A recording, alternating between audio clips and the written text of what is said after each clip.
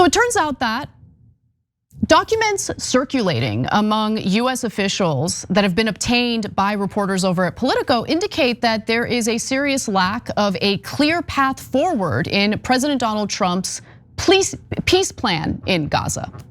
Now, the documents were presented just last month during a 2-day symposium that included US Central Command and members of Israel's newly created Civil Military Coordination Center, which is part of this agreement between Israel and Hamas, which of course went into effect last month on October 10th. Now, it was attended by Lieutenant General Michael Fenzel, who is the United States Security Coordinator for the Israel-Palestinian Authority.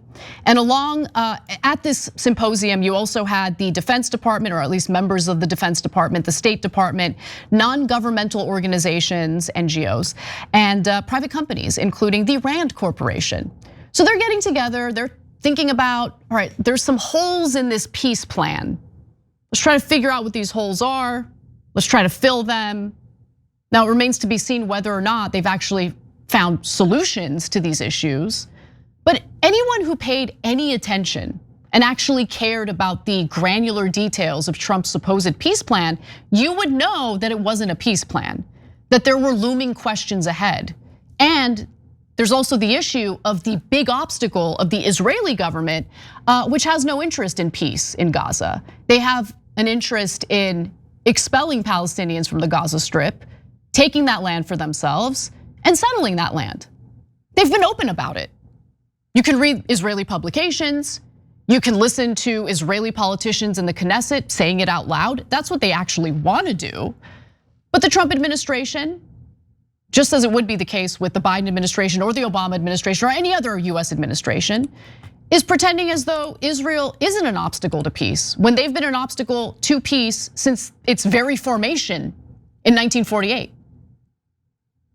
So the presentation surfaces a particular concern about whether a so-called international stabilization force, a multinational security initiative meant to keep peace in Gaza, can really be deployed. We're gonna revisit that in just a minute, because countries that were thinking about participating in this peace deal are kind of starting to realize that, oh wait, it kind of looks like Israel just wants us to fight Hamas in Gaza on their behalf. Again, we'll get back to that in just a minute.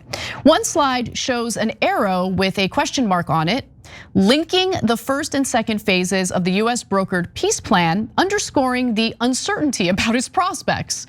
Uncertainty is one way to put it. I would say there is certainty that whatever ends up transpiring in Gaza is not really gonna be about peace. It's gonna be about essentially dealing with the Palestinian people, either pushing them out or maybe even taking more than the 53% of the Gaza Strip that Israel is currently occupying, and just kind of push Palestinians into an ever shrinking piece of land. We'll see how it plays out. But again, there's these gaping holes in this so-called peace deal that they're trying to find solutions to. That's the whole point of the symposium. One symposium participant even told Politico the following: divorced from the peace deal is a plan of how to actually implement this peace deal. Everyone is floating around at 40,000 feet and nobody is talking operations or tactics. And again, the other huge question mark really has to do with this so-called international stabilization force. Okay, like how would that work? Who's gonna be involved? You know, the countries that have been essentially solicited to take part in this are in fact concerned that they'll just end up sacrificing military assets and their own soldiers to fight Hamas on behalf of Israel. You know, what the United States has basically been doing, not necessarily in regard to Hamas, but we've been fighting wars in the Middle East on behalf of Israel for a while now. Other countries have probably seen this and thought to themselves, wow, the Americans are suckers. Do we want to be suckers? I don't know, do you?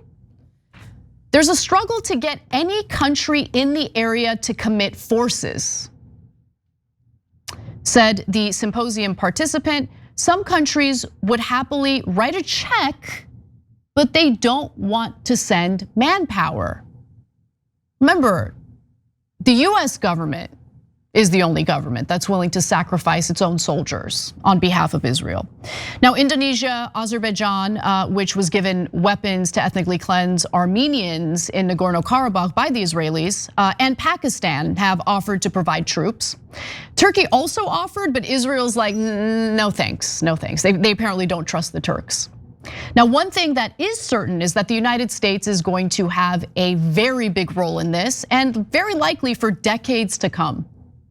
So one organizational chart included in the documents details plans for significant US involvement in Gaza, even beyond security matters, including overseeing economic reconstruction. The Palestinian body that ultimately governs Gaza, let's all just stop and laugh at the notion that that's what the US and Israel are planning, that there's going to be some sort of Palestinian body that ultimately governs Gaza. How hilarious is that? Like, they just lie to our faces, and Politico just like writes it as if they're gonna take what the Trump administration is saying at face value, even while the president's own son-in-law, Jared Kushner, openly salivates about the real estate deals he's gonna be involved in Gaza, oceanfront property. Let's go back to that graphic for a second. The Palestinian body that ultimately governs Gaza will need long-term US and international support. One document states, security and police forces may need outside funding and advising for decades. So the US, again, is gonna be very much involved in this, likely for decades to come. But as Israeli publication Ynet Global reports, the US is actually planning to commit $500 million, it's $500 million, to form a base near the Gaza border to support the ceasefire. According to Israeli officials, the planned US base along the Gaza border would house several thousand troops tasked with maintaining the ceasefire. The move signals Washington's determination to deepen its involvement in the Israeli-Palestinian conflict. Again, that's Ynet Global, an Israeli publication. Thousands of our soldiers will be deployed to that base along the Gaza Strip in order to, I guess, do Israel's dirty work. I mean, the way that it's being written about, it's all about maintaining peace or stabilizing the region. But as we know, US involvement in the Middle East hasn't really been about stabilizing the region. If anything, US involvement in the Middle East has destabilized the region to the point where we've had mass migration, refugee crises, we've overthrown regimes, we've destroyed entire countries. The paper writes that Israeli officials said the facility would be used by international forces operating in Gaza to help maintain the ceasefire and could accommodate several thousand soldiers. Great, all right.